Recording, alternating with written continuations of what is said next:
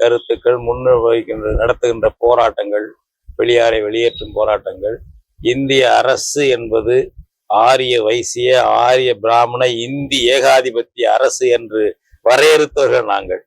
இந்த மாதிரி விஷயங்கள்லாம் கிடுகிடுக்க வைக்கிறது திராவிடவாதிகளை. பொன் பகையாற்றல் ஆரியம்.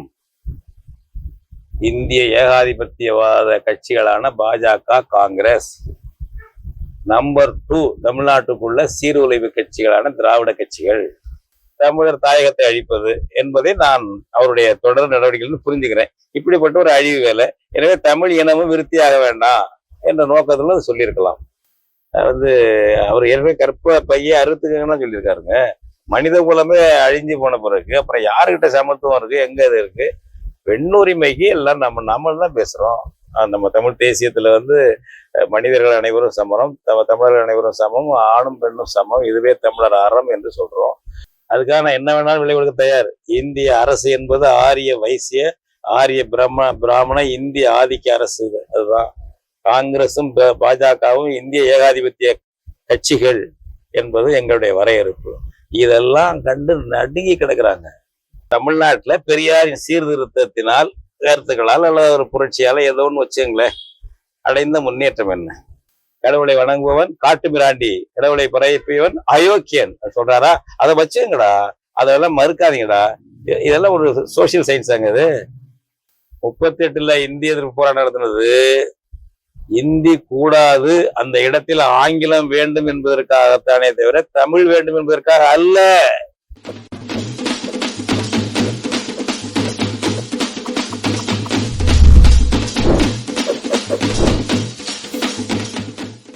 தமிழர்கள் நாட்டு நேயர்களுக்கு வணக்கம். அண்மையில் நாம் தமிழர் கட்சியின் தலைமை ஒருங்கிணைப்பாளர் திரு சீமான் அவர்கள் பெரியார் குறித்து பேசிய கருத்து பலத்த சர்ச்சை உண்டு பண்ணியிருக்கிறது.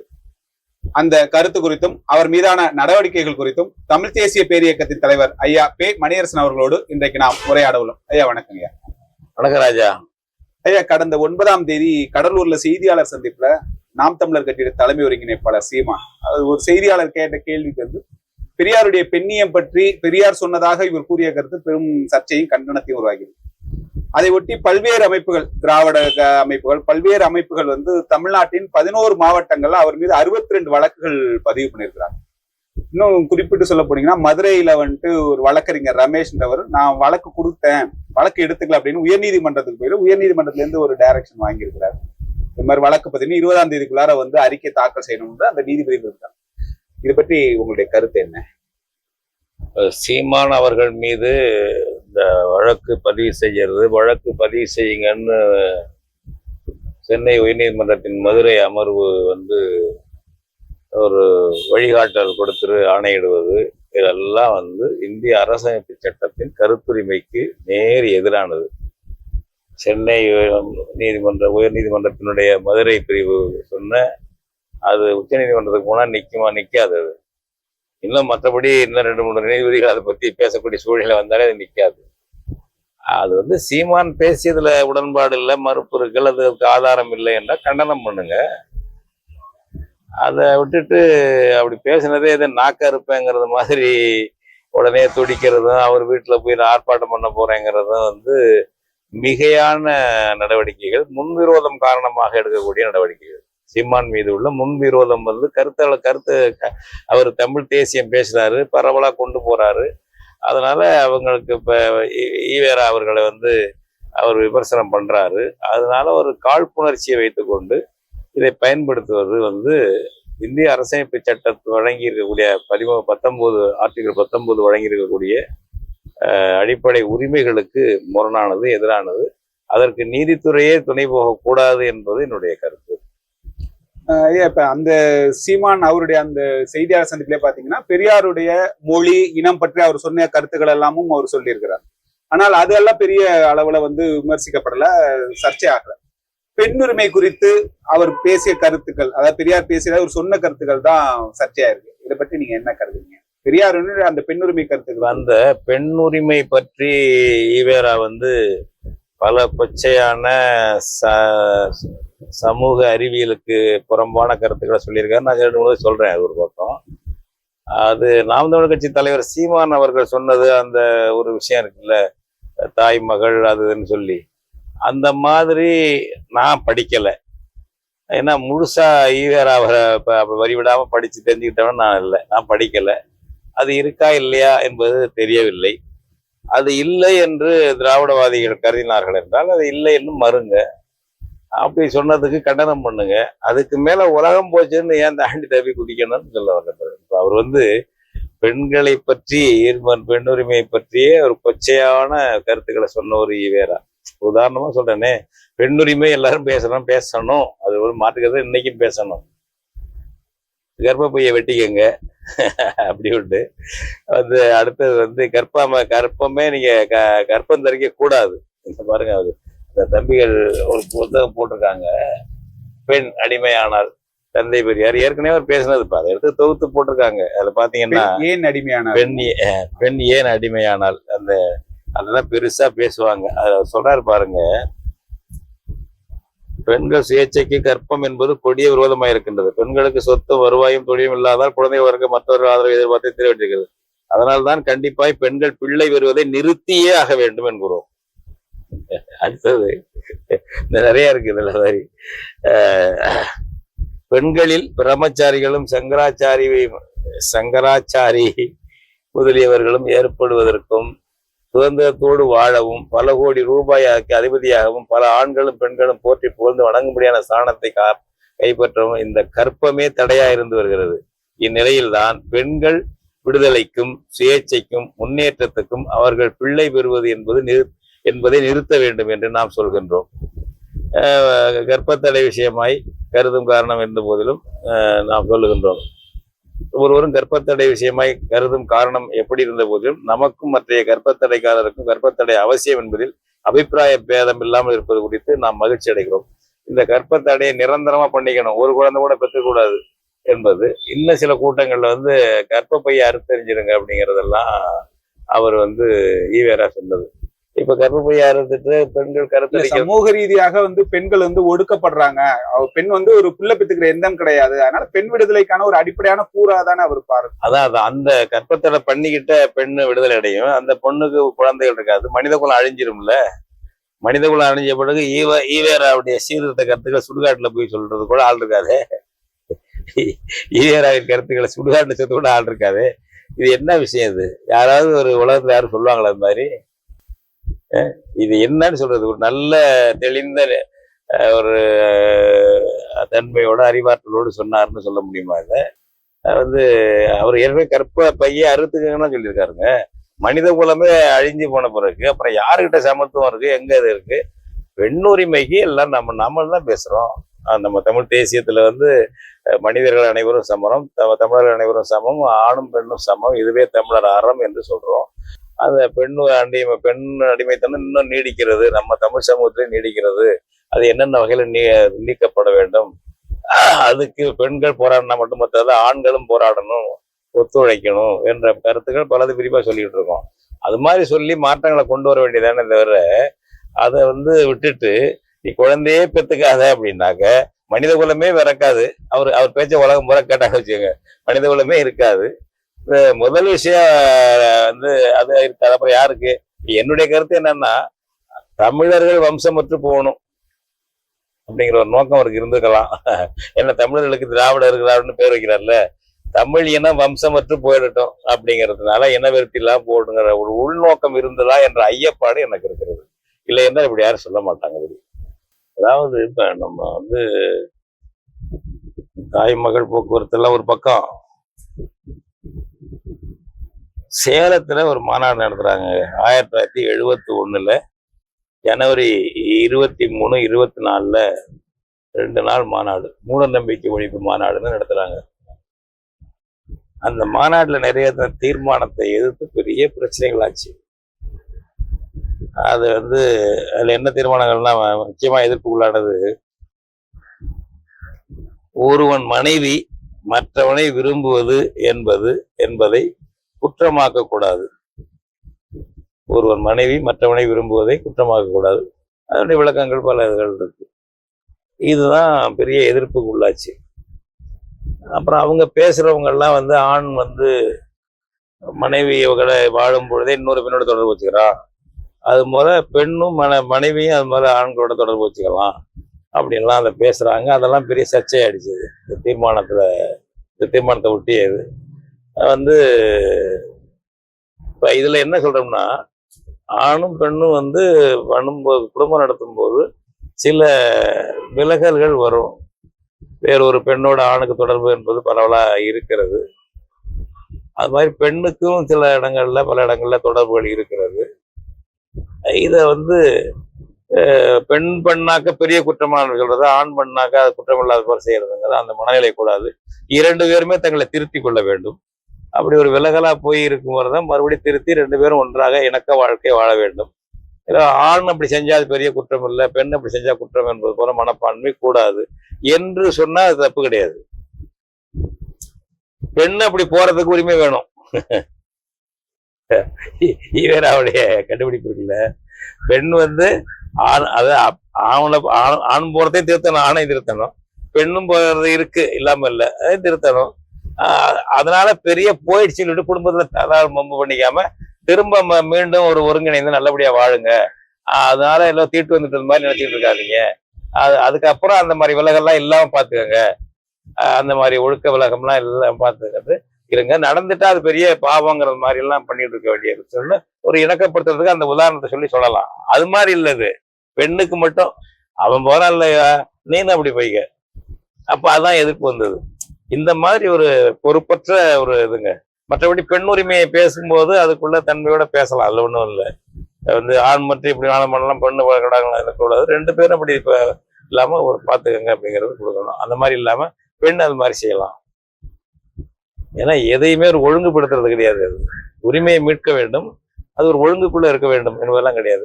அதான் நீங்க இந்த கற்பு பையை கத்திரிச்சுங்கிறது தானே பெண் உரிமைக்கு. அப்புறம் அவர்கிட்ட எப்படி இருக்கும்?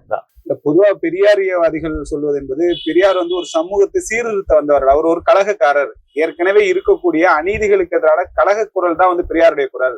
அதை நாம அப்படிதான் அணுகணுமே ஒழிய அதுல ஒவ்வொரு வார்த்தைக்கு வார்த்தையும் நம்ம குற்றம் கண்டுபிடிச்சிட கூடாதுன்னு சொல்றோம். குற்றம் கண்டுபிடிக்கல, சீர்திருத்தம் தானே பண்ணணும், அழிக்கிற பண்ணக்கூடாது இல்ல. ஆனா நான் அழிவு வேலைக்காரன்னு சொல்லி கொண்டவர் ஈவேரா. யாருக்கு தம்பிகள் திமுக தம்பிகள் மறுத்தாங்கன்னா நான் எடுத்து ஆதாரம் தரேன். நான் அழிவு வேலைக்காரன் என்று பெருமையோடு சொல்லி கொண்டவர். அவர் தான் சொல்லிக்கிறாரு, நாங்களா சொல்றோம். நான் அழிவு வேலைக்காரன், அவரு அதான் சொல்றாரு. அவரு அழிவு வேலைக்காரங்கிறது லிமிட்டடா எங்கன்னா தமிழ்நாடு, தமிழ் இனத்தை அழிக்கிறது, தமிழ் மொழியை அழிக்கிறது, தமிழர் தாயகத்தை அழிப்பது என்பதை நான் அவருடைய தொடர் நடவடிக்கைகள் புரிஞ்சுக்கிறேன். இப்படிப்பட்ட ஒரு அழிவு வேலை. எனவே தமிழ் இனமும் விருத்தியாக வேண்டாம் என்ற நோக்கத்துல சொல்லியிருக்கலாம். இப்ப இதுக்கு கண்டனம் தெரிவித்து இப்ப தமிழ்நாட்டில் இருக்கக்கூடிய முக்கியமான அரசியல் கட்சி தலைவர்கள் எல்லாம் பலர் அறிக்கை கொடுத்தாங்க. குறிப்பா ஒரு அமைச்சரா இருக்கக்கூடிய திரு துரைமுருகன் சொல்றப்ப, இது பெரியாரின் கொள்கைகளே தமிழகத்தை வழி நடத்துகின்றன, எனவேதான் இதை பெரியார் மண்ணுன்னு சொல்கின்றோம். பெரியார் என்ன சொன்னார் என்பது பற்றி தெரியாமல் அவர் சொல்லாதவற்றையும் சொன்னதாக அவதூறு பரப்பியும் யாருக்கோ ஏஜென்ட்டாக இங்கே அரசியல் நடத்தி கொண்டிருக்கிறார்கள். ஏறக்குறைய இதே குரல்ல தான் ஒரு ஆதவன் தீட்சண்யா ஒரு கலந்துரையாடல்ல நேர்காணல்ல சொல்லுகின்ற பொழுது, சீமான் மணியரசன் போன்றவர்கள் பார்ப்பனர்களுக்கு அடியாள் வேலை பார்க்கின்றார்கள், பார்ப்பனோடு பொறுக்கி தின்பதற்காக பெரியாரை இவர்கள் எதிர்க்கிறார்கள், பார்ப்பனர்களும் பார்ப்பன கருத்தியலை ஏற்பவர்களும் பெரியாரை எதிர்ப்பதை புரிந்து கொள்ள முடிகிறது. சீமான் மணியரசன் போன்றவர்களை எதிர்ப்பதற்கு காரணம் இதுதான், RSS உடைய கைக்கூலிகளா இருக்காங்க. இந்த ஏஜென்ட் என்கின்ற அவதூறு பற்றியும் அல்லது அது மாதிரி உங்கள் மீது வைக்கக்கூடிய அந்த திறனா எப்படி நீங்க என்ன சொல்றீங்க? அது நம்ம என்ன சொல்றோம்னா, இப்ப துரைமுருகன்ல ஆரம்பிச்சு நீங்க வர்றீங்க, ஆதவன் தீட்சண்யா. இப்ப தமிழ்நாட்டுல பெரியாரின் சீர்திருத்தத்தினால், கருத்துக்களால் அல்லது ஒரு புரட்சியால ஏதோ ஒன்று வச்சுங்களேன், அடைந்த முன்னேற்றம் என்ன? சாதி தீவிரப்பட்டிருக்கு, சாதி கொலைகள் வளர்ந்துட்டு இருக்கு. இவ்வளவு காலம் கழிச்சு ஒரு பட்டியல் வகுப்பு பையனோட பொண்ணோட, பிற்படுத்தப்பட்ட வகுப்பு ஆணுக்கோ பொண்ணுக்கோ காதல் ஏற்பட்டு திருமணம் பண்ணிக்கிட்டா கொளுத்துறாங்க கொண்டு சாதியின் பெயரால் வீதிகள் எரிகின்றன. தருமபுரி பகுதியில் ஒரு 8-10 வருஷத்துக்கு முன்னாடி பார்த்தோம். நாங்க மறுநாள் ஒரு 4 நாள்லயே போய் பார்த்தாங்கன்னு வச்சுக்கோங்க. நாயக்கன் கோட்டாயில ஆரம்பிச்சு பட்டியல் வகுப்பு மக்களுடைய வீடுகள் வீதி வீதியா கொளுத்தப்பட்டன. எப்ப ஒரு 15 வருஷத்துக்கு முன்னாடி வச்சுக்கோங்களேன், அதிகபட்சம் போனாக்க அப்படியே இருக்கலாம். இப்பதான் நடந்துச்சது. அடுத்தது அந்த பெண் உரிமை என்பது என்ன இருக்கு? பெண் உரிமை என்பது வந்து வந்து கொஞ்சம் கொஞ்சமா கலப்பு திருமணம் வளரணும்ல, சாதி மறுப்பு திருமணம் வளர்வதற்கு பதிலாக தேய்ந்து கொண்டிருக்கிறது. சாதி இறுக்கமாயிடுச்சு. அரசியல்ல வந்து சாதி பார்த்து தான் வேட்பாளர், சாதி பார்த்து தான் மாவட்ட செயலாளர். யாருக்கு? திராவிட கட்சிகள், திமுக, அதிமுக.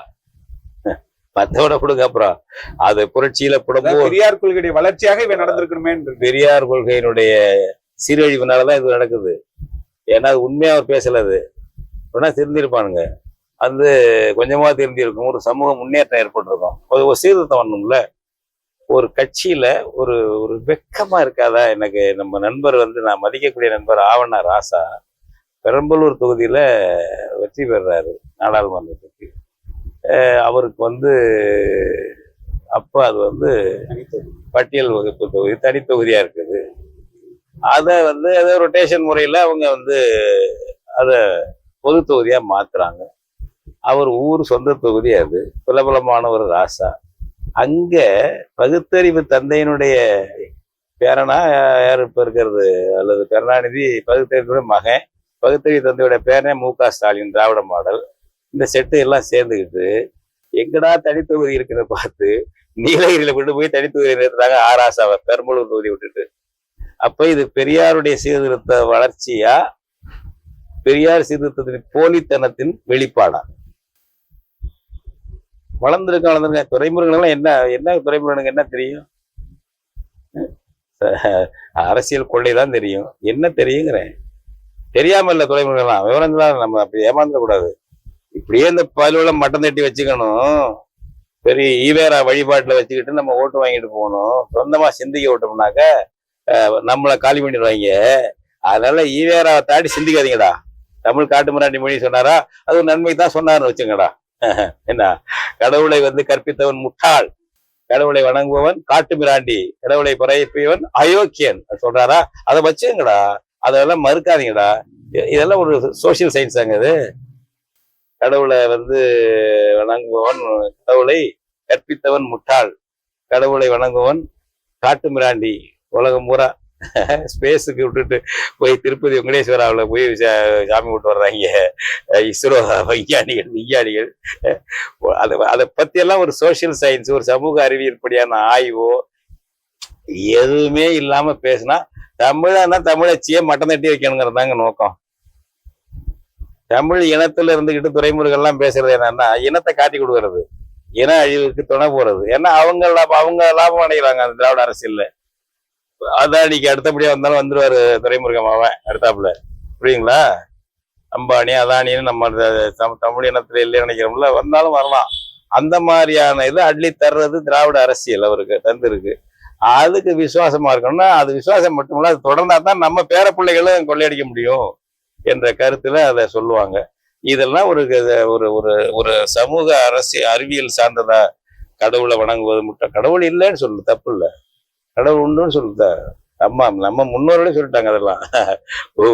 உண்மையுமா இன்மையுமா, உண்மையுமாய் இன்மையுமாய், வானாகி மண்ணாகி வழியாகி ஊடாகி ஒளியாகி, உண்மையுமாய் இன்மையுமாய். கடவுள் உண்டுன்னு சொல்லுவாங்கப்பா, இல்லைன்னு சொல்லுவாங்க. ஆனா நான் அது இருக்காருன்னு நினைக்கிறேன். இது அந்த காலத்துல இருக்கிறது தானே.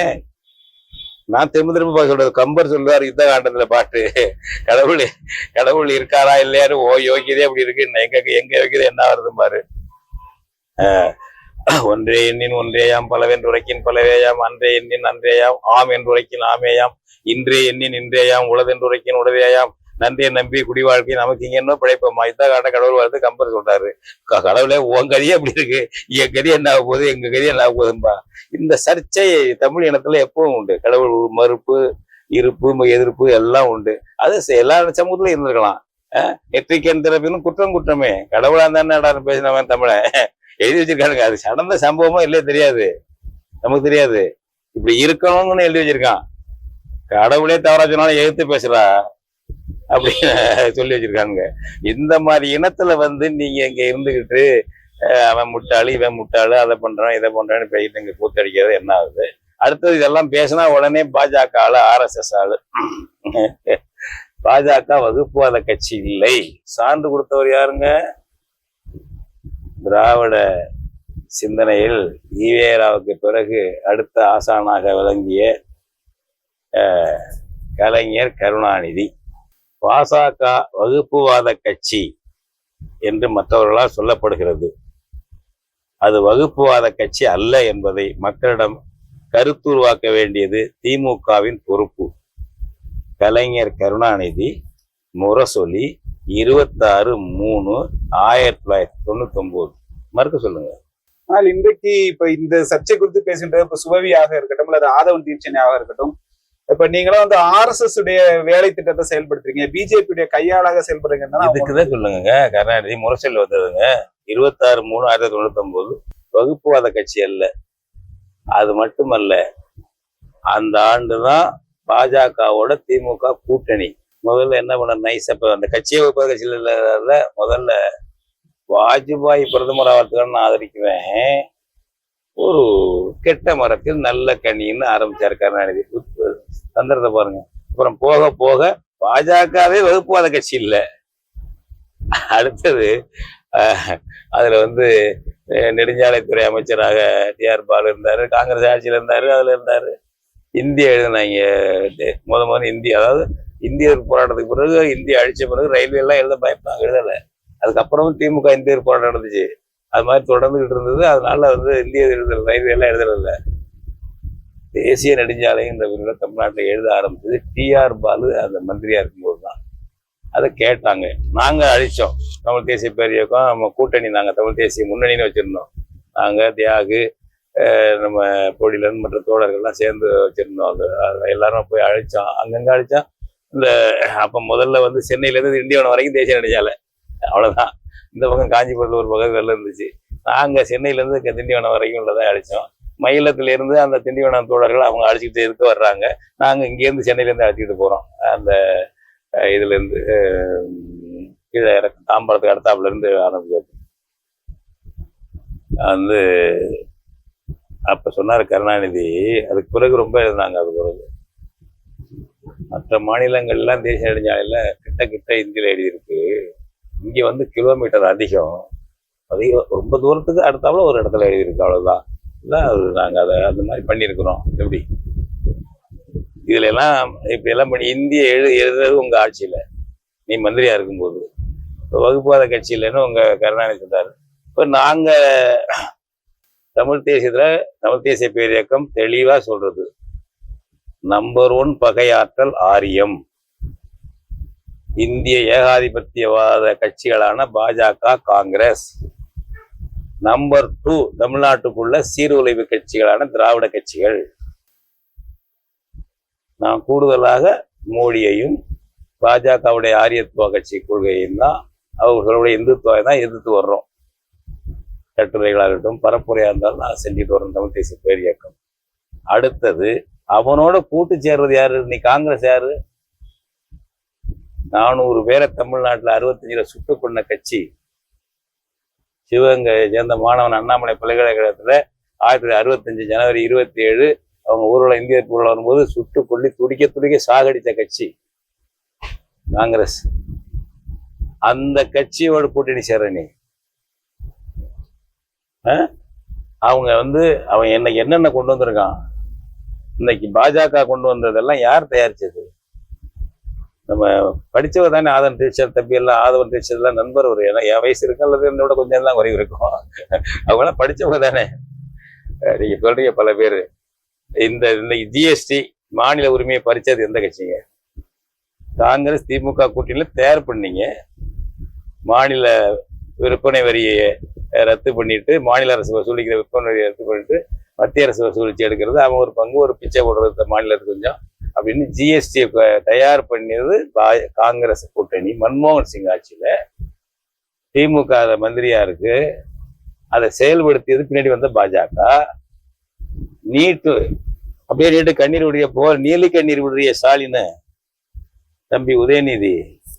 நீட்டு தயார் பண்ணது யார் ஆட்சியில? மருத்துவக் கல்லூரி மாணவர்களுக்கு தேர்வு முன் தேர்வு நடத்தி செலக்ட் பண்ணணும் அப்படிங்கிற ஒரு முறையை கொண்டு வந்தது காங்கிரஸ் ஆட்சியில. அதை தயார் பண்ணது காங்கிரஸ் கூட்டணி ஆட்சி, செயல்படுத்தியது பாஜக ஆட்சி. அடுத்தது வந்து இந்த இது என்ஐஏ, அதாவது சிபிஐ காவல்துறை மாநில அரசுடைய அதிகாரத்தில் உட்பட்டது. சிபிஐ என்று மாநில இந்திய சிவில் போலீஸ் வச்சுக்கிட்டீங்க. ஆனா என்ன விதிமுறை இருந்துட்டீங்களா, ஒரு மாநிலத்தில் சிபிஐ புலனாய்வு பண்ண போனாலோ கைது பண்ண போனாலோ அந்த மாநில அரசு காவல்துறை தலைமையிடம் சொல்லி அல்லது அரசிடம் சொல்லி அனுமதி வாங்கணும். யாரு?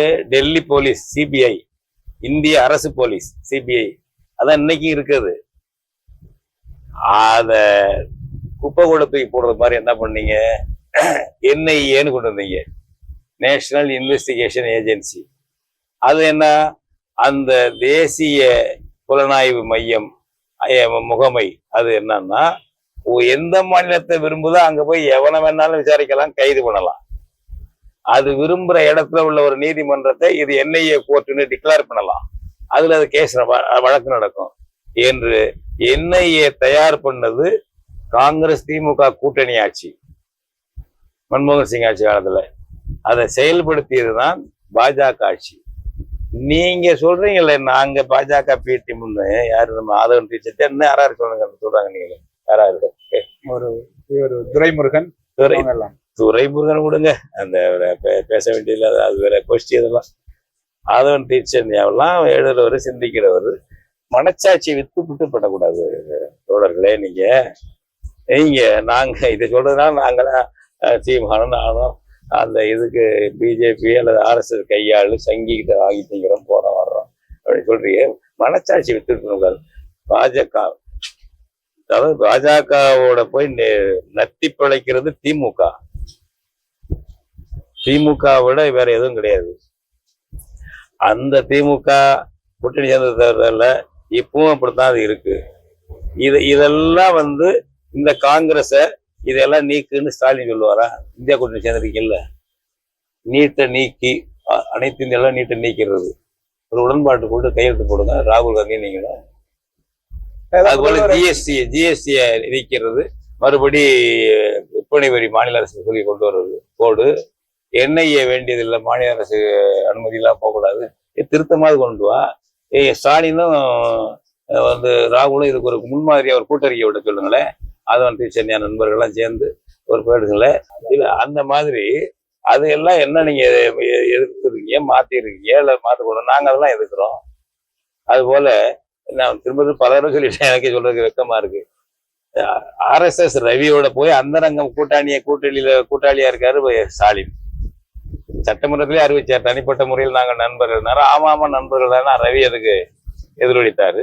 இப்ப கடந்த ஆகஸ்ட் 15 இந்திய விடுதலை நாள்ல தேநீர் விருந்து அழைச்சாக, ரவி தேநீர் இருந்தாக ஆளுநர் மாளிகைக்கு போகக்கூடாது, தேநீர் குடிக்கக்கூடாது, அவர் நாம இயற்றிய பல சட்டங்களுக்கு கையெழுத்து போடல, அது சோதாக்களாவே கிடக்கு, நம்ம எல்லாம் சோதாக்களாவே இருந்துகிட்டு இருக்கோம், எனவே அது வேண்டியதில்லை என்று சொல்லி முடிவெடுத்து அறிவிச்சிங்க. எதிர்கட்சிகள்லாம் முதல்ல அறிவிச்சது, காங்கிரஸ் கம்யூனிஸ்டுகள் எல்லாம் அறிவிச்சது, திமுக அப்புறம் அறிவிச்சது யாரும் போகக்கூடாது என்று.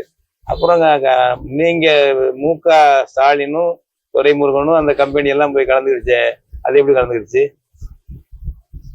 ரவியோட போய் ஆகஸ்ட் 15 டீ குடிக்கிறதுக்கு போய் கலந்துக்கிட்டீங்களே எப்படிங்கன்னு கேட்குறேன். போகக்கூடாதுன்னு சொல்லி முடிவு பண்றீங்க.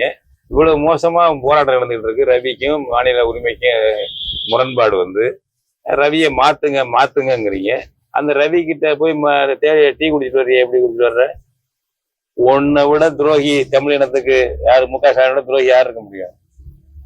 அந்த இன துரோகி, அந்த தமிழ்நாட்டு துரோகி MK ஸ்டாலினை ஆதரிச்சுக்கிட்டு நான் சங்கியை எதிர்க்கிறேன், பாஜக நாடகம் ஆடுறீங்களா தம்பிகளா? நாடகம் ஆடுற நீங்களும் துரோகிகள் தான், நீங்களும் ஸ்டாலின் வகையறாதான். துரோகம் பண்ற கொடுங்க. நான் சொல்றேன், ரவி RSS திரும்ப பேசுவேன். ரவியை நீக்கு முதல்ல, அது ஒரு பக்கம். ஆளுநர் பதவியே நீக்குங்கிறேன். இந்த சந்தர்ப்பத்தை பயன்படுத்தி ஆளுநர் பதவி தேவையில்லைன்னு ஸ்டாலின் ஒரு வார்த்தை சொன்னது உண்டா? அப்படி சொல்லுங்க, நீங்க எல்லாம் கேட்டது உண்டா? சிங்கங்கள் இப்ப பேசுறீங்கல்ல, கர்ஜிக்கிறீங்கல்ல ஈவேராவுக்காக. ஆளுநர் பதவி தேவையில்லையா? எந்த கூட்டாட்சியிலையும் கிடையாதுப்பா. PSCல அப்படி ஒண்ணு கிடையாது. அங்க ஆளுநருங்கிறவர் தான் முதல் மந்திரி மாதிரி எலெக்டட் பர்சன். அவருக்கு மேல ஒரு நிர்வாகி எவனும் கிடையாது. இங்க உள்ள கவர்னர் மாதிரி. கனடாவில் ஒரு கூட்டாட்சி தனியா, அங்க பிரீமியர்பாங்க. முதல் மந்திரியே பிரீமியர் தான் சொல்லுவாங்க, ஜெர்மன்லயே என்ன சொல்லுவாங்க பிரீமியர், கனடாவிலயும் என்ன சொல்லுவாங்க. அவங்களை கண்காணிக்கிறதுக்கு அவங்களுக்கு மேலேயே இங்க உள்ள ரவி மாதிரி ஒரு பதவி அங்க கிடையாது, ஆளுநர் கிடையாது. சுவிட்சர்லாந்துல கிடையாது, கூட்டாட்சி ஜெர்மனில கிடையாது, எந்த கூட்டாட்சியிலையும் கிடையாது. இந்திய கூட்டாட்சியில ஏன் இருக்கு? இதெல்லாம் சொல்லி நீக்குன்னு ஒரு வரி ஸ்டாலின் சொன்னது உண்டா? நீங்க சொன்னது உண்டா? அருமை தோழர் திருமாவளவன் சொன்னது உண்டா? ஆளுநர் பதவி நீக்குங்க, வேண்டாம், கூட்டாட்சியில எங்கேயுமே இல்லை. ஒரு வரி. நீங்க தமிழ்நாட்டுக்கு நிக்கிறவங்க நாங்க சங்கியா? ஆளுநர் பதவி வேண்டான்னு சொல்றவங்க நாங்க. நீ இன்னைக்கு இருக்கா, நாளைக்கு வேற ஒருத்தன் வரலாம், உனக்காக சொல்லல, தமிழ் இனத்துக்காக சொல்றோம். ஆளுநர் பதவி என்பது ஜனநாயகத்தை கேலி கூத்தாக்கி ஜனநாயகத்தை குரலொலி பிடிச்சி நெரிக்கிற பதவி அது. அந்த பதவி கூடாதுன்னு நாங்க சொல்றோம். நீங்க சொல்லுங்களா, யாராவது சொல்லுவீங்களா? நான் இன்னைக்கு பகிரங்கமா சொல்றேன், ஆளுநர் பதவியை அரசமைச்சர் சட்டத்திலிருந்து தூக்கி நீக்கு, ரவியை உடனே மாத்து, நீக்கு. அது ஒரு பக்கம். ரவியை மட்டுமல்ல, அந்த ஆர்டிக்கிளே நீக்காது, ஆளுநர் பதவியை நீக்கு அரசியலிருந்து. நாங்க சொல்றோம், நான் சொல்றேன். இந்த எங்களெல்லாம் விமர்சிக்கிற தம்பிகள் நண்பர்கள்லாம் சொல்லுவாங்களான்னு கேளுங்க. அதனால போலித்தனமா இவங்கெல்லாம் எப்படின்னா, அது எதப்பா 3 முடிச்சு போட்டா நான் ஏத்துக்கிட்டேன், அவங்க நல்லதா கேட்டதான் அவனோட வாழ்றேன், கல்லானாலும் காணாம புல்லானாலும் பூர்ச்சியான அந்த கதை சொல்லுவாங்க. அது மாதிரிதான் வாழ்ந்துட்டு இருக்கேன்னு சில பெண்கள் சொல்லி எடுக்கும். திருந்தலன்னா அவனை விட்டு ரத்து பண்ணிட்டு போகலாம், அது பண்ணாது. அந்த மாதிரி திமுகவுக்கு கல்லானாலும் காணாம புல்லானாலும் பூர்ச்சியான்னு ஏத்துக்கிட்ட ஒரு பெண்ணடிமைத்தனம் மாதிரி அரசியல் அடிமைகளாக நீங்கள் இருக்கிறீர்கள். இப்ப நீங்க இந்த ஒரு ஆதவன் தீட்சணி அதை குறித்து சொன்னீங்க. இந்த சர்ச்சையில இப்ப சீமானை கண்டித்து தந்தை பெரியார் திராவிடர் கழகம், திராவிடர் விடுதலை கழகம் போன்ற அமைப்புகள் போராட்டம் நடத்துவதையும் அல்லது திக பல பகுதிகளில் வழக்கு கொடுப்பதை புரிந்து கொள்ள முடிகிறது. ஏனென்றால் அவர்கள் பெரியாரை தலைவராக ஏற்றுக்கொண்டார். ஆனால் மார்க்சி அமைப்புகள் என்று சொல்லுகின்றவர் தேர்தல் நிற்கக்கூடிய அமைப்புகளா இருந்தாலும், இப்ப சிபிஎம் உடைய மாநில செயலாளர் கண்டிச்சு அறிக்கை கொடுத்திருக்கிறாரு. மக்கள் அதிகாரம் போன்ற அமைப்புகள் பல இடங்கள்ல ஆர்ப்பாட்டம் நடத்திருக்கிறாங்க. இதை பற்றி நீங்க என்ன கருதுறீங்க? அப்படி நடத்தாருன்னாக்க, சட்டமன்ற தேர்தல் வருது, ஒரு 3.5 தொகுதி ஏற்கனவே கொடுத்துருப்பாரு, 1.5 தொகுதியை குறைச்சி வரல ஸ்டாலின். சிபிஎம் சிபி பாப்பார்ல, என்னையா பண்ணீங்க நீங்க, நீ ஐயா போராடான்னு கேட்கலாம். ஸ்டாலினோ திமுகவோ ஏதுல போராடல, என்ன கண்டிச்சு, சீமான கண்டிச்சு. ஐயா வீரமணியே போராடலையே. நம்ம நல்ல தோழர்கள் பாவம், நம்ம கோவை ராமகிருஷ்ணன், நம்ம கோலத்தூர் மணி, இவங்க கிடந்து போராட்டி கிடக்குறாங்க. நம்ம ஈழ விடுதலைக்கெல்லாம் நின்று தியாகங்கள் பண்ணவங்க. ஐயா வீரமணி போராடலையே, திராவிடம் ஒதுக்கி வச்சிருக்க. திமுக ஏன் போராடல, ஆர்ப்பாட்டம் பண்ணல? ஆமா, சிபிஎம் சிபிஐ என்ன போராடவில்லை என்றால் கெட் அவுட்னு ஸ்டாலின் சொல்லி தான் என்ன பண்றது? கூட்டணி விட்டு எங்க போறது? எடப்பாடி கிட்ட போகலான்னு எண்ணி பாக்குறாங்க, எடப்பாடி கிட்ட போகலான்னு. அது தேருமா தேராதா? எடப்பாடிக்கு தான் இருப்பாரா, பிஜேபி பக்கம் போறா, அது தெரியல. இப்படி அப்படியே அலை மோதி கிடக்கு சிபிஎம் சிபிஐ. அது மார்க்சியல் எண்ணிய தத்துவத்தின் மேல நின்று அதை காலத்துக்கு ஏற்ப அதை மாத்தி அமைச்சு, தமிழ்நாடு இந்தியாவுக்கு ஏற்ப மாத்தி அமைச்சு, அதெல்லாம் கிடையாது. அது எவன்ட்ட 2 தொகுதி வாங்கலாம். இப்ப அதோடைய கதி என்னாச்சு? மேசூர் காலத்துல ஒண்ணுமே எல்லாம் போயிடுச்சு, திரிபுராவில் ஒண்ணுமெல்லாம் போயிடுச்சு. ஆக திமுகவினுடைய தயவு நிழல் இல்லை என்றால் தமிழ்நாட்டிலையும் ஒண்ணுலாம் போயிடுவோம். எனவே அவங்ககிட்ட சபாஷ் வாங்கணும், திமுக எஜமானர்கள்ட்ட சபாஷ் வாங்கினா தான் தொகுதி பேச்சுவார்த்தையில நம்ம போய் உட்கார்ந்து உரிமையோட பேசலாம். இல்லை என்றால் நம்மளை கொச்சைப்படுத்திடுவாரு, கேட்ட வெளியே தள்ளினாலும் தள்ளிடுவாங்க என்று ஒரு எஜமான விசுவாசம் போன்ற விசுவாசம் தான் ஸ்டாலின் கிட்ட இருக்கு இப்ப சிபிஎம் சிபிஐக்கு.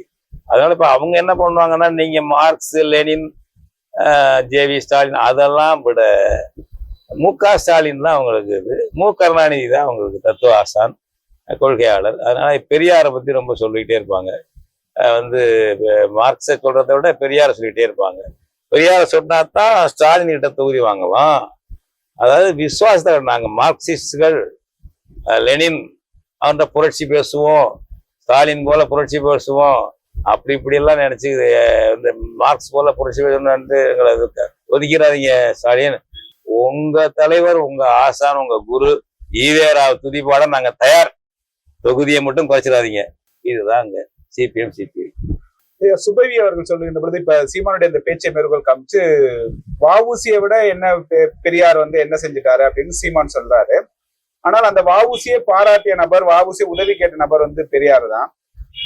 இன்றைக்கு நீங்க சொல்லுகின்ற தமிழ் தேசியம் தமிழ் தேசியத்தை வளர்த்தது என்பது வந்து திராவிட இயக்கம் தான். அதனால வந்து நுனி மரத்துல இருந்துட்டு அடிமரத்தை வெட்டணும்னு நினைக்காதீங்க.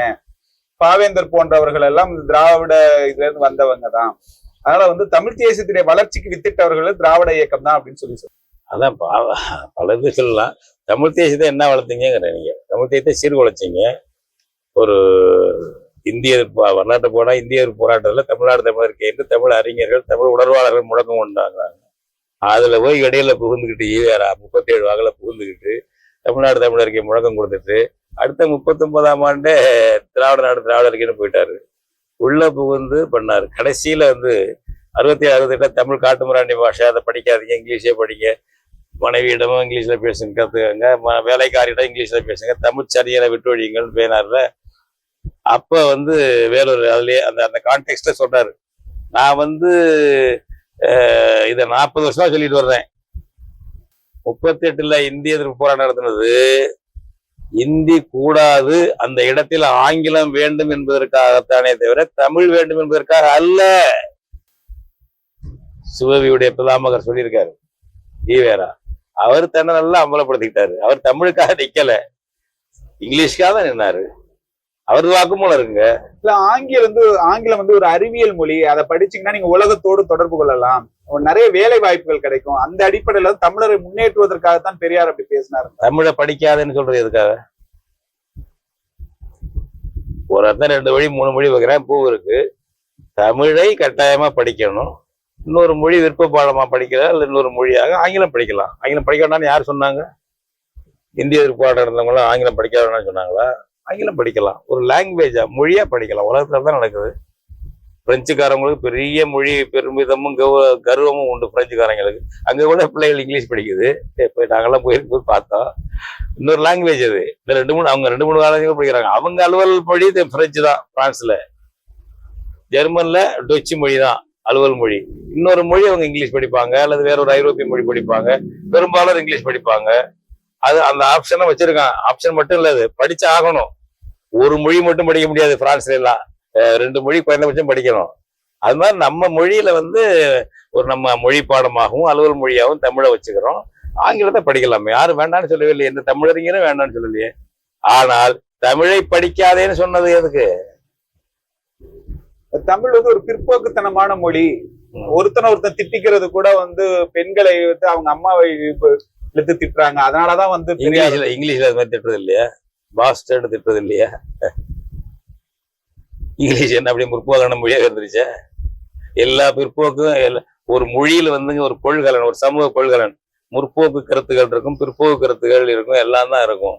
அது சாரமா நமக்கு இன்னைக்கு பயன்படுதா, உண்மையா நமக்கு பயன்பட்டு இருக்கா அப்படின்னு பார்த்து ஒரு மொழியை மதிப்பீடு செய்யறோம். நம்ம மொழி அடுத்தது. இது எல்லாமே இல்லைன்னு வச்சுங்க, சங்க இலக்கியம் இல்ல, ஒண்ணு இல்ல, ஐம்பெருங்காப்பியம் இல்ல, எதுவுமே இல்ல, எனக்கு தமிழ் மொழி இருக்குன்னா நான் தான் உயிரா நினைப்பேன். நான் எனக்கு மட்டும் இல்ல சொல்றது, நரிக்கூறவர்களுக்கு அவர்கள் தாய்மொழி தான் தேவ பாஷை. எழுத்து இல்லாம இருக்கலாம், அவனுக்கு அதுதான். எனக்கு என் தாய்மொழி தான். இதுல இது இருக்கா அது இருக்கா, என் தாய்மொழியா டெவலப் பண்ணணும். இன்னைக்கு நம்ம பேராசிரியர் ராமசுந்தரம் இருந்தார் பல்கலைக்கழகத்துல. தமிழ் அவர் ஆப்பிரிக்க நாடுகள், மற்ற நாடுகள்ல வளர்ச்சியடையாத நாடுகள் எல்லாம் விடுதலை அடைஞ்ச பிறகு அவங்கவுங்க மொழியை வளர்த்தது எப்படின்னு எழுதியிருப்பாரு கட்டுரை தமிழக நோட்டத்துல. அருமையான, அவங்களுக்கெல்லாம் அந்த அந்த உணர்வு இருக்கு. இங்க வந்து குறுக்குச்சால் ஓட்டி குட்டிச்சேவர் பண்ணது யாருன்னா அந்த ஈவேரா கம்பெனி தான், திமுக ஈவேரா கம்பெனி தான். இப்ப எவங்க தாய்மொழியை படிக்காம இருக்கானுங்க? குஜராத்தில அல்லது மகாராஷ்டிரா மராத்தி படிக்காம வெறுமனே ஹிந்தி படிச்சிருக்காங்களா? எல்லாரும் தாய்மொழி படிக்கிறாங்க. அதனால தாய்மொழியை நம்ம முதல்ல படிக்கணும், 2வதா இங்கிலீஷ் படிக்கலாம், பிரச்சனை இல்லை. என் மொழியில வந்து இன்னும் வளர்க்கணும்னா நான் பொறுப்படுத்தி வளர்க்கணும். என் மொழியை புறக்கணிக்க மாட்டேன் நான். ஏன்னா ஈவேராவுக்கு மொழி இங்க அவரு கன்னடம், அடுத்தது அவர் நேசிச்ச மொழி தெலுங்கு. தமிழ்நாட்டுல அது கொண்டு வர்றது அவர் பாக்குறாரு, அவ்வளவுதானே தவிர வேற ஒண்ணும் கிடையாது. அதனால தமிழை இழிவுபடுத்துறது, அதை நேரடியா கொண்டு வந்துட முடியாது. தெலுங்கு கொண்டு வர முடியாது. இப்ப நீங்க 2010லயே வந்து பெரியாருக்கு பின் பெரியார்னு வந்து திறனாய்வு பண்ணி கற்றெழுதுங்க. அதற்கு அடுத்து வந்து திராவிடம் தமிழர் மறுமலர்ச்சியை வழி நடத்தியதா வழி மாற்றியதான்னு நூலும் எழுதுறீங்க. ஏறக்குறைய திராவிடத்திற்கு எதிராக தமிழ் தேசியத்தை ஒரு கருத்தியல் தளத்திலும் செயல் தளத்திலும் வளர்த்ததுல பெரிய பங்களிப்பு இருக்கு. இந்த பின்னணியில் இப்ப வந்து தமிழ் தேசியம் வந்து ஒரு வளர்ச்சி போக்குல இருக்கா, அல்லது அது எதிர்கொள்ளக்கூடிய சிக்கல்களாக நீங்க கருதுறது என்ன? தமிழ் தேசியம் நல்ல வளர்ச்சி போக்குல இருக்கு. அதுக்கு வந்து அடிப்படை காரணங்கள்னு சொல்றது வந்து நம்ம இந்தியாவிலேயே முதல்னு சொல்ல போனா அந்த ஒரியர்கள் 1895 மொழிவாரி மாநிலம் கேட்டவங்க ஒரிசா. அவங்க பீகாரோட இணைக்கப்பட்டிருந்தாங்க. அவங்க அதை அடைஞ்சாங்க. பிறகு அதுக்கு பிறகுன்னா நம்ம இந்தியாவில் மொழிவழி மாநிலம் கேட்டது, இந்திய திணிப்பை எதிர்த்ததுன்னு ஒரே ஒரு இனம்னா நம்ம தமிழ் இனம் தான். 1920களே எதிர்த்தாங்க, அதுக்கு முன்னாடியே எதிர்த்தாங்க. அதாவது காங்கிரஸ் கட்சி விடுதலை அடைவதற்கெல்லாம் முன்பாகவே இந்தி திணிப்பை முன்வைத்த கட்சி அது. இந்திய அளவில் அலுவல் மொழியாக இந்தி தான் இருக்க வேண்டும் என்று ஏஐசிசி அனைத்து இந்திய காங்கிரஸ் மாநில தீர்மானம் போட்டு அதை பரப்பி வருவாங்க. இந்தி பரப்புவதற்காக இந்தி பிரச்சார சபையை உண்டாக்கியதும் காங்கிரஸ் கட்சி தான். சென்னையில வந்து இந்தி பிரச்சார சபையை 1919 தொடங்கி வைத்தவர் காந்தியடிகள். அந்த மாதிரி பண்ணும் போதெல்லாம் தமிழ்நாட்டில் எதிர்வினை ஆற்றி கூடாது கூடாது என்று போராடியவர்கள் தமிழ் உணர்வாளர்கள். இப்ப திருவையாறுல துறையூர்ல கூட போராடிட்டாங்க ஊர்வலம். அந்த வரலாற்றை படிச்சீங்கன்னாக்க அங்கங்க அப்படித்தான் நம்ம தமிழ்நாடு அளவுல தமிழ் மாநாட்டை நடத்தினாங்க. இப்ப நீ அப்பவும் பாத்தீங்கன்னாக்க நம்மளுடைய இதை வந்து 1901 பாண்டித்துறை தேவர் வந்து தமிழ்ச்சங்கம் உண்டாக்குறாரு மதுரையில. அது என்ன அவர் பேர் இருக்கிறாருங்களா, 4ஆம் தமிழ்ச்சங்கம். அது எப்படி சொல்றது, 3 தமிழ்ச்சங்கம் ஏற்கனவே இருக்கு. அந்த மதுரையில 4ஆம் தமிழ்ச்சங்கம். இதுதான் வாழையடி வாழையிட வந்த தமிழ் கூட்ட மரபு இது. அடுத்தது 1911 கரந்தையில தமிழ்ச்சங்கம் உண்டாக்குறாங்க. இது உமா மகேஸ்வரனார் வழக்கறிஞர். இதுக்கு என்ன பேர் வச்சாலும் 5ஆம் தமிழ்ச்சங்கம். இந்த மரபு என்ன, இதெல்லாம் ஈவேராட்ட அண்ணாதுரையிட்ட கத்திட்டு வந்ததெல்லாம் அவங்க வளர்க்குற தமிழை சொல்லி கொடுத்தாங்க. இங்கிலீஷ் படிங்கன்னாங்க. புது புது புத்தகங்களை வெளியிட்டாங்க. போய் பாருங்க, இன்னைக்கு அந்த செந்தமிழ் நம்ம மதுரையில தமிழ்ச்சங்கத்துல போய் இப்பவும் இருக்குது. நூலகத்துல பாருங்க என்னென்ன கட்டுரைகள், என்னென்ன வெளியீடுகள், என்னென்ன கருத்தாக்கங்கள் வந்து கரந்தையிலும் இருக்கு. இப்படி நம்ம இனம் பண்ணிட்டு இருக்கு. இதுல வந்து அது மாதிரி இந்திய எதிர்ப்பு நடத்தினவங்க தமிழர்கள். அதுலதான் தமிழ்நாடு தமிழர்க்கே முழக்கம் நமக்கு எழுது. பாப்புலரா வந்துகிட்டு இருக்கு. மறைமலையடிகள், திருவிக்கா காங்கிரஸ்காரெல்லாம் அது இருக்காரு, இந்திய எதிர்ப்பு இருக்காரு. நாவலர் சோமசுந்தர பாரதியார் காங்கிரஸ்காரர் இருந்தவர், அவர் இருக்காரு. ஒரு எல்லாம் முத்தமிழ் காவலர் கியாபி விஸ்வநாதம், ஈழத்தடிகள், ஒரு பெரிய கூட்டங்கள் திரண்டுறது. அதை வந்து பார்த்துட்டு அதுல ஈடுபட்டு தன்னை காட்டிக்கிட்டு தனக்கு அந்த கூட்டத்தை திரட்டிக்கிட்ட நபர் ஈவேரா. ஒரு 2 வருஷம் இருந்தாலும் அப்புறம் போயிட்டார், திராவிடத்துக்கு போயிட்டார் வச்சுக்க. நீங்க வந்து உருவாக்கணும்னு என்ன சொல்றதுங்கிற எங்களுக்கு நீ இல்ல, இந்த குறுக்குச்சால் ஓட்டல்னா சரியா இருந்திருக்கும், நல்லா வளர்ந்துருக்கும், இயல்பான ஒரு அரசியல் தலைமை வந்திருக்கும். குறுக்குச்சாலை ஓட்டுச்சு. அதுல இன்னும் குறுக்குச்சாலை அண்ணாத்துறை மாதிரி உள்ளவர்கள், நல்லா தமிழ் படிச்சவங்க, தமிழ் பற்றாக அதுல போய் சேர்ந்துக்கிட்டு ஈவேராவோட திராவிடத்தை பேசிக்கிட்டு பதவி அரசியலுக்கு போய் கூத்தடிச்சது. அந்த மாதிரி திமுக வந்து கெட்டது ஒரு பக்கம்.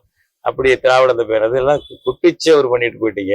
எங்கேயாவது இது மாதிரி வேற ஒரு இனத்தை திணிச்சிருக்காங்க. 2 இனம் தான் அவங்களுக்கு இருக்கு. அவன் சொந்த இனம் இருக்கும், இந்தியன்கிறத மாதிரி எட்டி வச்சுக்குவான். இப்ப நீங்க கர்நாடகத்துல இருந்தாக்க அவங்க பாஜகவோ காங்கிரஸோ எவனா இருந்தாலும் சரி, பொம்மையா இருந்தாலும் சரி, இந்த சித்தராமையா இருந்தாலும் சரி, அவன் கன்னடனுக்கு தான் முன்னுரிமை கொடுப்பான். இந்தியன்னு சொல்லிக்குவான் பேருக்கு, அவ்வளவுதான். இந்த தொலைப்பு நமக்கு திராவிட தொலைப்பு மாதிரி அங்க எல்லாம் கிடையாதுங்க. எதுவும் இன்னொரு இனம் குறுக்க சொல்றாங்க பாருங்க. அவன் மொழியையே அவன் இனத்தையும் இந்திக்காரன் அறிவுப்படுத்துறான் தான் கன்னடத்துல. ஆனா அவன் அதுக்கு கன்னடம், எங்க கன்னட தாயகம்ங்கிற அளவு ஒன்னோட இருக்கிறான். எதிர்ப்பு வந்து மத்திய அரசோட ஒண்ணு இருக்கலாம். முடிஞ்சு போச்சு. இங்கதான் நம்முடைய இந்திய ஏகாதிபத்திய ஆரிய சமஸ்கிருத எதிர்ப்பை பயன்படுத்தி அதை நாங்களே எதுக்காக சொல்லி கொண்டு தமிழ் எதிர்ப்பை கொண்டு வந்து விட்டது திராவிடம் தான், ஈவேரா தான். இப்ப சொன்ன உடனே அவரை ஏதோ சொல்லிவிட்டாராம் சீமான், அதுக்கு உடனே பொத்துக்கிட்டு போயிடுச்சுன்னு ஆரம்பிக்கல. என்ன கடவுளாக்குறீங்களா?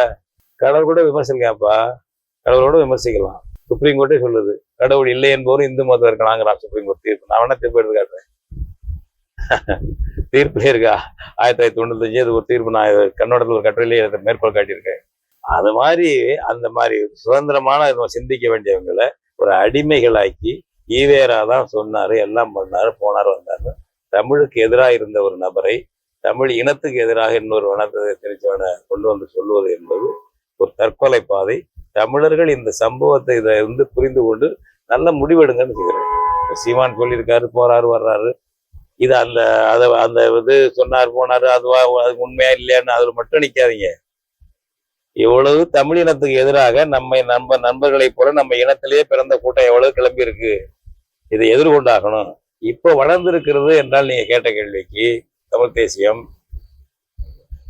நம்மளா இப்ப நாங்கெல்லாம் 90களே சொல்லிட்டு வரோம்னு வச்சுங்க.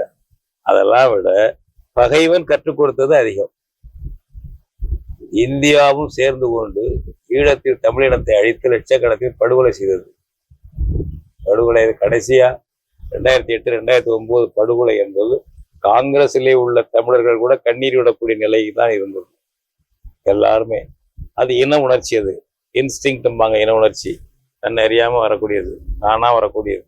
அந்த மாதிரி உணர்ச்சி எல்லாருக்கும் ஏற்பட்டு நமக்கு எதிரி இந்தியா, நமக்கு துரோகி திராவிடம், கருணாநிதி அந்தரங்க கூட்ட இந்தியாவோட வச்சுக்கிட்டு, இந்தியா காங்கிரஸ் கட்சியோட வச்சுக்கிட்டு, காங்கிரஸ் மந்திரி சொல்லி இருந்துக்கிட்டு நம்ம இனம் அழிக்கப்படும் பொழுதே வந்து சோனியா காந்தியை வரவேற்று கூட்டணி வச்சாரு 2011 தேர்தலில். அந்த மாதிரி கூட்டணி வச்சவர் அவரு. அப்படிப்பட்ட ஒரு அதை புரிஞ்சாங்க. திராவிடம் துரோகம் பண்றது, இந்தியா என்பது பாஜகவும் நம்ம இன அழிப்பை தடுக்கல, காங்கிரஸ் தடுக்கல, இன அழிப்பை தீவிரப்படுத்தினாங்க. இந்து கோயில்கள் அங்க இடிச்சா இவங்க எவனுமே கண்டிக்கிறது இல்லை. யாரு? பாஜக கண்டிக்கிறது இல்லை. பாகிஸ்தான்ல பங்களாதேஷ்ல இந்து கோயில் மேல ஏதோ ஒன்று நடந்துட்டா உலகம் பூஜ்யமானுங்க. நம்ம எங்க இருந்தாலும் இந்து கோயில எந்த கோயிலா இருந்தாலும் இடிக்கிறது மாதிரிகள். மாற்று மதத்தை எந்த மதம் வந்து நம்ம இடிக்கக்கூடாது, துன்புறுத்தக்கூடாதுங்கிறது தமிழ் தேசிய பேரத்தின் கொள்கை, அது வேற விஷயம்.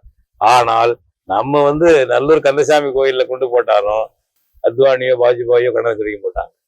காங்கிரஸ் கண்டனம் தெரிவிக்காது.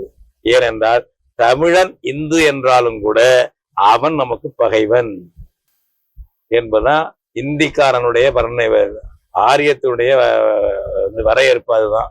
அப்படி இதெல்லாம் புரிஞ்சுக்கிட்ட பிறகுதான் இன்னைக்கு வந்து நமக்கு வந்து தமிழ் இன உணர்வு வேண்டாம்னு கிளம்பிச்சு. அந்த நேரத்துல ஈழ விடுதலைக்காக தொடர்ந்து குரல் கொடுத்துக்கிட்டு வந்து போராட்டங்கள்ல இருந்து கைதாகி பல வழக்குகளை சந்திச்ச சீமானவர்கள் அது தமிழர்களை முன்னிறுத்தி ஒரு கட்சி நடந்தவங்க நிறைய பேர் இளைஞர்கள் சேர்ந்தாங்க. அவங்க இந்த மாதிரி சூழ்நிலையில இன்னைக்கு இவங்களெல்லாம் பார்த்து அழுத்து போய் இந்த ஈழ படிப்பினைக்கு பிறகு தமிழ் தேசிய வளர்க்கணும் என்ற எண்ணம் இயல்பா வருகிறது, வளர்ந்து கொண்டிருக்கிறது. யாராலும் தடுக்க முடியாது, அது இயற்கை. அது இப்ப இந்த பிரச்சனையில மட்டுமில்ல, இதற்கு முந்தைய காலங்களிலும் சீமான் ஒரு நிலைப்பாடு எடுத்தாலும் அது வந்து நாம் தமிழர் கட்சியினுடைய அரசியல் நிலைப்பாடோ எடுத்து அதை திறனாய்வு செய்கின்றவர்கள். இதற்கு பின்னணியில வந்து நீங்க இருக்கிறீங்க. குறிப்பா வந்து RSS வந்து எப்படி பிஜேபி இயக்குதோ அப்படி வந்து தமிழ் தேசிய பேரியக்கம் மணியரசனும் வந்து நாம் தமிழர் பின்னாடி இருக்கிறாங்க அப்படின்னு சொல்லி ஒரு கருத்து வைக்கிறாங்க. இதை நீங்க எப்படி பாக்குறீங்க? அதாவது மணியரசனும் தமிழ் தேசிய பேரியக்கமும் வைக்கின்ற கருத்துக்கள், நடத்துகின்ற போராட்டங்கள், வெளியாரை வெளியேற்றும் போராட்டங்கள், இந்திய அரசு என்பது ஆரிய வைசிய ஆரிய பிராமண இந்தி ஏகாதிபத்திய அரசு என்று வரையறுத்தவர்கள் நாங்கள். இந்த மாதிரி விஷயங்கள்லாம் கிடுகிடுக்க வைக்கிறது திராவிடவாதிகளை. இதுவரை நம்ம சொல்ல பார்ப்போம். பேசுறாரு ஆதவன் தீட்சன்யாங்கிறீங்கல்ல, நாங்க வரையறுத்து பிரிண்ட்ல போட்டிருக்கோம். அதுக்காக நான் என்ன வேணாலும் விலை கொடுக்க தயார்.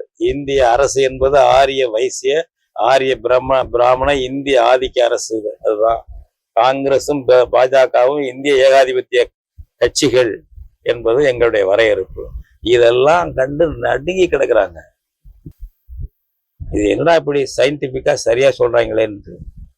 எங்க அமைப்பு ஒப்பீட்டளவு சிறியதாக இருந்தாலும் சரியான கருத்துக்களை, சரியானதா உண்மையான கருத்துக்களை முன்வைக்கிறத கண்டு கதிகலங்கி கிடக்கிறார்கள். எனவே இதை எப்படிடா வந்து கொச்சைப்படுத்தலாம் அப்படின்னா அது சீமானுக்கு வந்து இவங்கதான் RSS, அவங்கதான் பாஜக அப்படின்னு சொல்லி ஒப்பிடுறது. RSSல தயாரான செயல் வீரர்கள் தான் பாஜகவுக்கு தலைவராக வருவாங்க. அதுக்கான காலம். அடுத்தது RSS உருவாக்கிய கட்சி தான் ஜனசங்கம். அது முயற்சி பண்ணுது 50களில் தொடக்கத்துல முயற்சி, அது விரும்புது. இந்தியா சுதந்திரம் அடைஞ்சிச்சு, கட்சிகள் இருக்கு, நம்ம கட்சி தொடங்கணும், வெறுமனே இந்த மாதிரி அமைப்பா இருந்தா பார்த்தா அது RSS உருவாக்குன கட்சி தான் பாரதிய ஜனசங்கு. அதுதான் பிறகு பாரதிய ஜனதா கட்சின்னு மாறுது. அப்படி உறவு எங்களுக்கும் சீமானுக்கும் உண்டா? நாம் தமிழர் கட்சிக்கு உண்டா ஏதாவது? நாங்க ஏற்கனவே செயல்பட்டுக்கிட்டு இருக்கோம்.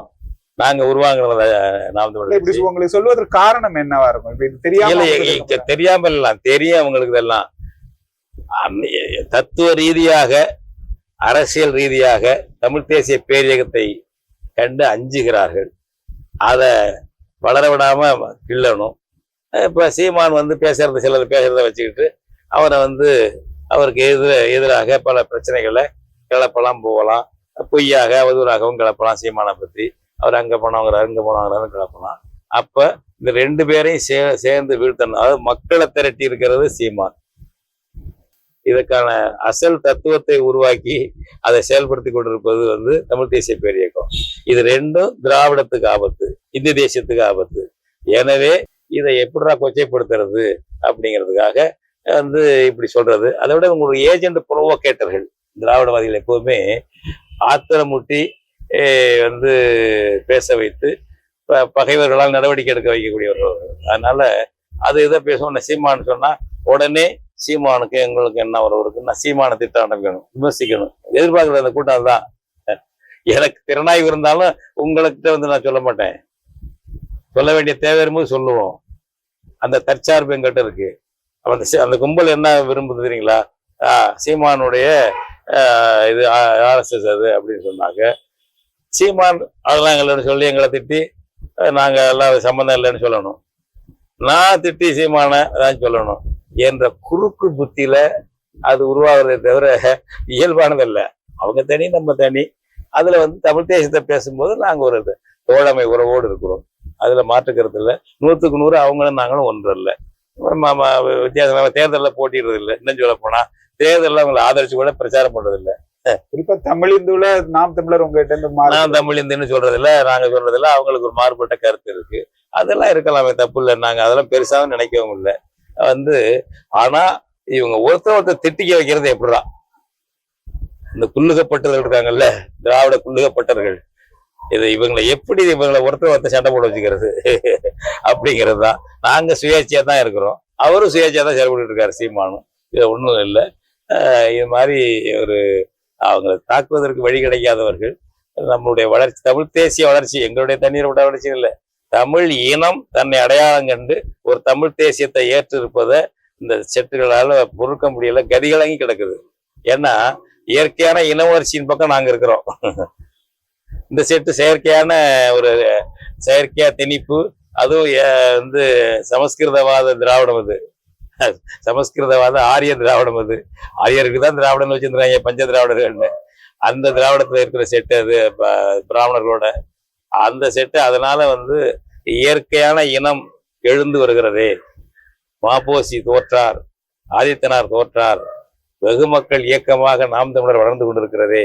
அப்ப என்னடா செய்யறது? ஏதாவது ஒண்ணு பண்ணணும்.